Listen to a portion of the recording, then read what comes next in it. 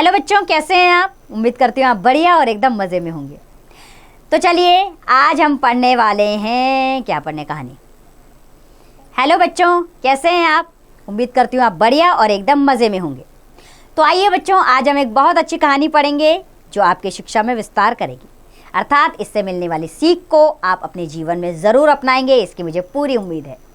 तो आइए अपनी कहानी को शुरू करें, जिसका शीर्षक है एल्बम। तो बच्चों, अपनी कहानी को शुरू करने से पहले हम उसका संक्षिप्त परिचय ले लेते हैं। बच्चों, परोपकार ऐसा गुण है जो मनुष्य को देवता की श्रेणी में प्रतिष्ठित कर देता है। यदि परोपकार बिना बताए किया जाए तो उसका कोई सानी नहीं रहता। यहाँ एक ऐसे ही परोपकारी मनुष्य की कहानी कही गई है जो एक गरीब ब्राह्मण पर उसे बिना बताए उपकार करता है। वह नहीं चाहता कि उस व्यक्ति को उसके उपकार का कभी भी पता चले। आइए, क्या है ये कहानी, कैसे किसने किस पर उपकार किया, इसके बारे में जाने। पंडित शादीराम ने ठंडी सांस भरी और सोचने लगे, क्या यह ऋण कभी सिर से उतरेगा? ऋण यानी कि कर्ज। वो सोच में पड़ गए पंडित जी कि कभी ये कर्ज मेरे सिर से उतरेगा। वह निर्धन थे परंतु दिल के बुरे ना थे। वे चाहते थे कि चाहे जिस प्रकार हो अपने यजमान लाला सदानंद का रुपया अदा कर दें। उनके लिए एक पैसा मोहर के बराबर था। अपना पेट काट कर बचाते थे, परंतु जब 4 पैसे इकट्ठे होते तो कोई ऐसा खर्च निकल आता था कि सारा रुपया उड़ जाता। शादीराम के हृदय पर बर्छियां चल रही थी, अर्थात वो बेहद दुखी थे। उनका वही हाल होता था जो उस डूबते हुए मनुष्य का होता है, जो हाथ पांव मारकर किनारे पहुंचे और किनारा टूट जाए। उस समय उसकी दशा कैसी करुणाजनक, कैसी हृदय भेदक होगी। हृदय भेदक यानी कि दिल को छेदने वाली। वह प्रारंभ को गालियां देने लगता है।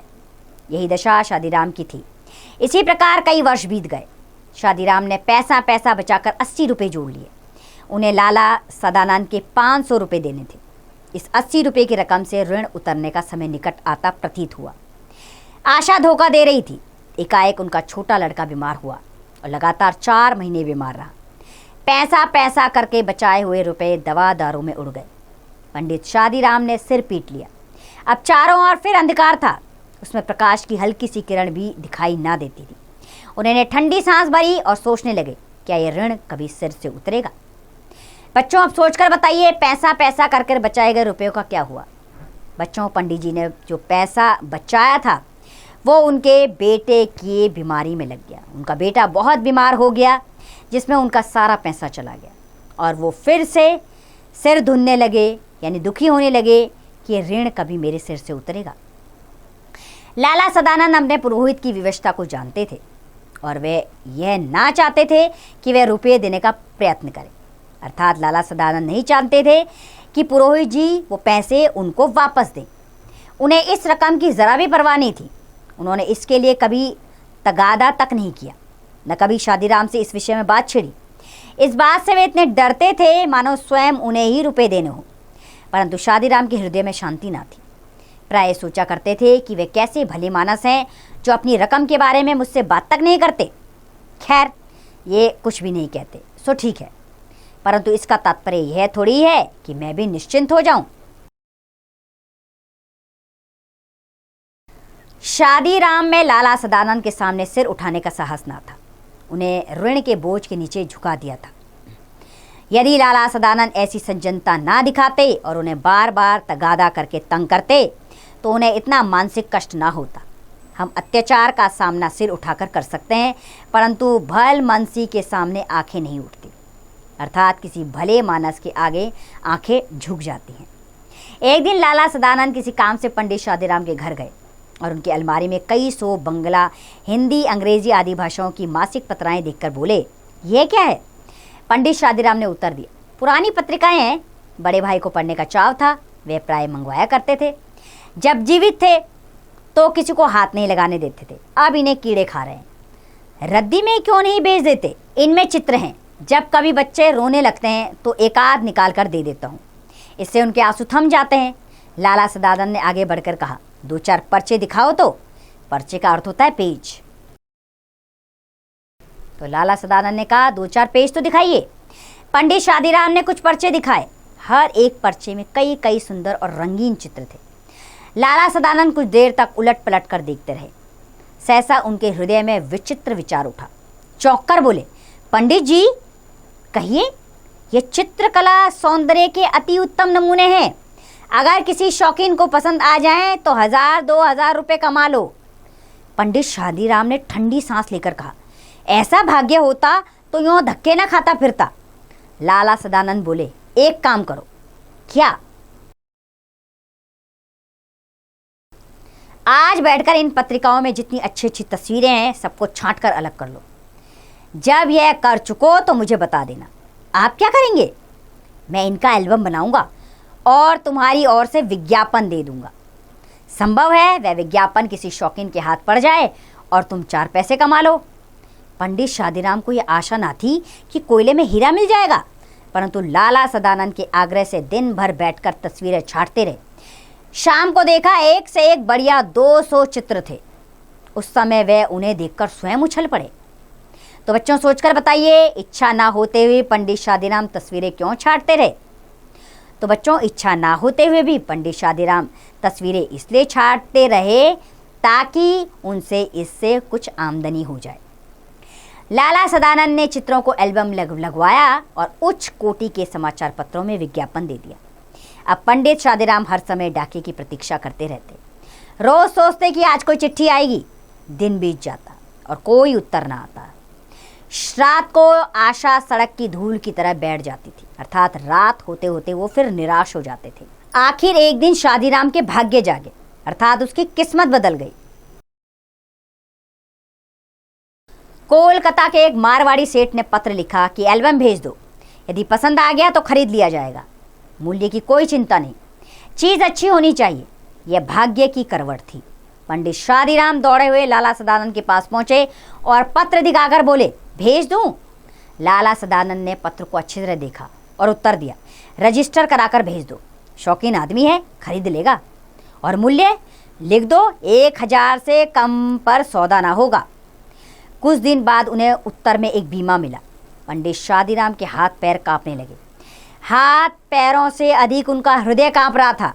उन्होंने जल्दी से लिफाफा खोला और उछल पड़े। उसमें 100-100 के 10 नोट थे।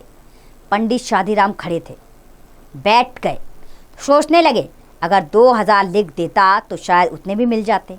इस विचार ने उनकी सारी प्रसन्नता किरकिरी कर दी, अर्थात प्रसन्नता को बेकार कर दिया, किरकिरी कर। तो बच्चों सोचकर बताइए, किस विचार ने पंडित शादीराम की प्रसन्नता कम कर दी? पंडित शादीराम सोच रहे थे, अगर मैंने 1000 के बदले 2000 मांगे होते इस एल्बम के तो शायद वो भी मिल जाते। इसलिए उनकी प्रसन्नता इससे सोचकर कम हो गई। सायंकाल वे लाला सदानंद के पास गए और 500 के नोट सामने रखकर बोले, परमात्मा को धन्यवाद है कि मुझे इस भार से छुटकारा मिला। अपने रुपये संभाल लीजिए। आपने जो दया और सज्जनता दिखाई है उसे मैं मरण पर्यंत तक न भूलूंगा, अर्थात मरने तक। मरण पर्यंत का अर्थ है मरने तक। शादीराम ने कहा, जो सज्जनता आपने आज तक दिखाई है, अपने पैसे नहीं मांगे हैं, उसको मैं जीवन भर नहीं भूल सकता। लाला सदानंद ने विस्मित होकर पूछा, पंडित जी क्या सेठ ने एल्बम खरीद लिया? जी हाँ, रुपए भी आ गए, 1000। जी हाँ, नहीं तो मुझ निर्धन ब्राह्मण के पास क्या था जो आपका ऋण चुका देता। परमात्मा ने मुझे सुन ली। मैं पहले भी कहना चाहता था, परंतु कहते हुए झिझकता था कि आपके हृदय को कहीं ठेस ना पहुंचे। मेरा विचार है कि आप ये रुपए अपने पास ही रखें। मैं आपका यजमान हूं, मेरा धर्म है कि मैं आपकी सेवा करूं। पंडित जी की आंखों में आंसू आ गए। दुपट्टे से पोंछते हुए बोले, आप जैसा सज्जन संसार में बहुत थोड़े हैं।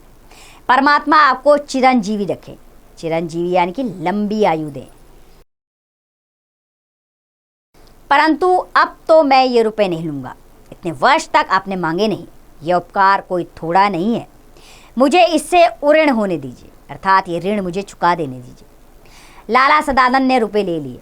मनुष्य रुपए देकर भी इतना प्रसन्न हो सकता है, इसका अनुभव उन्हें पहली बार हुआ। पंडित जी के चले जाने के बाद उन्होंने अपनी आंखें बंद कर ली और किसी विचार में मग्न हो गए। मग्न यानी कि खो गए। 6 मास बीत गए। लाला सदानंद बीमार थे। ऐसे बीमार वे सारी आयु भी नहीं हुए थे। पंडित शादीराम उनके लिए दिन रात माला फेरा करते थे। वे वैद्य ना थे, डॉक्टर ना थे, वे ब्राह्मण थे। उनकी औषधि माला फेरना ही था और यह काम वे अपनी आत्मा की पूरी शक्ति से कर रहे थे, अपने मन की पूरी श्रद्धा से करते थे। तो बच्चों, सोचकर बताइए पंडित शादीराम दिन रात माला क्यों फेरा करते थे? क्योंकि बच्चों, लाला सदाराम बीमार हो गए थे। सदानंद जी उनकी स्वास्थ्य की देखभाल के लिए और उनका स्वास्थ्य जल्दी से अच्छा हो, इसके लिए पंडित शादीराम दिन रात माला फेरा करते थे। एक दिन लाला सदानंद चारपाई पर लेटे थे। उनकी बूढ़ी माँ उनके दुबले और पीले मुख को देख देख कर अपनी आंखों के आंसू अंदर ही अंदर पी रही थी। थोड़ी दूर पर एक कोने में उनकी स्त्री घूंघट निकाले खड़ी थी और देख रही थी कि कोई ऐसा काम तो नहीं जो रह गया हो। पास में पड़ी हुई एक चौकी पर पंडित शादीराम बैठे रोगी को भगवत गीता सुना रहे थे। एकाएक लाला सदानंद बेहोश हो गए। पंडित जी ने गीचा छोड़ दी और उठकर उनके सिरहाने बैठ गए। स्त्री गर्म दूध लेने के लिए बाहर दौड़ी और माँ अपने बेटे को घबराकर आवाज़ देने लगी। इस समय पंडित जी को रोगी के सिरहाने के नीचे कोई कड़ी सी चीज़ चुभती हुई जान पड़ी। उन्होंने नीचे हाथ डालकर देखा तो उनके आश्चर्य की सीमा न रही। यह सख्त चीज़ वही एल्बम था जिसे किसी सेठ ने नहीं बल्कि स्वयं लाला सदानंद ने खरीदा था। पंडित शादीराम इस विचार से बहुत प्रसन्न थे कि उन्होंने लाला सदानंद का ऋण उतार दिया था, परंतु यह जानकर उनके हृदय पर चोट सी लगी कि ऋण उतना नहीं बल्कि पहले से दूना हो गया है, अर्थात ऋण उतरा नहीं है, बढ़ गया है। उन्होंने अपने बेसुध यजमान के पास बैठे बैठे एक ठंडी सांस भरी और सोचने लगे, क्या यह ऋण कभी नहीं उतरेगा? कुछ देर बाद लाला सदानंद को होश आया। उन्होंने पंडित जी से एल्बम छीन लिया और धीरे से कहा, यह एल्बम सेठ साहब से अब मैंने मंगवा लिया है। पंडित जी जानते थे कि यजमान झूठ बोल रहे हैं, परंतु वह उन्हें पहले की अपेक्षा अधिक सज्जन, अधिक परोपकारी और अधिक ऊंचा समझने लगे थे। तो बच्चों, ये कहानी लिखी गई है सुदर्शन द्वारा। आइए इस लेखक के बारे में भी जानें। तो बच्चों, सुदर्शन जी का जन्म 1995 में सियालकोट यानी कि वर्तमान पाकिस्तान में हुआ था। उनका मूल नाम बद्रीनाथ भट्ट था। उन्होंने उपन्यास, नाटक, जीवनी, फिल्म, पटकथा, गीत आदि विधाओं में अपनी प्रतिभा का प्रदर्शन किया। उनके प्रमुख कहानी संग्रह पुष्पलता, सुप्रभात, परिवर्तन, पनघट आदि हैं। उन्होंने भागवंती नामक उपन्यास भी लिखा। 16 दिसंबर 1967 को उनका निधन हो गया। तो बच्चों, सुदर्शन द्वारा लिखा गई कहानी जो अभी हमने पढ़ी वो अत्यंत मन को मार्मिक कर देती है, मन को बेचैन कर देती है और हमें सोचने पर मजबूर कर देती है कि दुनिया में ऐसे लोग भी हैं जो लोगों की मदद बिना भेदभाव के करते हैं, उपकार की भावना को त्याग कर करते हैं। लाला सदानंद उपकार की भावना दिखाकर भी पंडित जी का ऋण चुका सकते थे, लेकिन उन्होंने ऐसा नहीं किया। उन्हें पता था पंडित जी उनके द्वारा दिए गए पैसे कभी नहीं लेंगे, इसलिए उन्होंने चुपके से उनकी मदद की ताकि पंडित जी को पता ना लग पाए। ये उपकार की भावना, परोपकार की भावना हर किसी के अंदर नहीं होती, लेकिन जो होती है वो बेहद सज्जन इंसान होते हैं। तो उम्मीद करती हूँ बच्चों, ये कहानी आपको अच्छी लगी होगी। आप इन्हें दोबारा पढ़िएगा इस कहानी को और इससे मिलने वाली शिक्षा को अपने जीवन में ज़रूर उतारिएगा। अब इसका अभ्यास कार्य आप स्वयं कीजिए।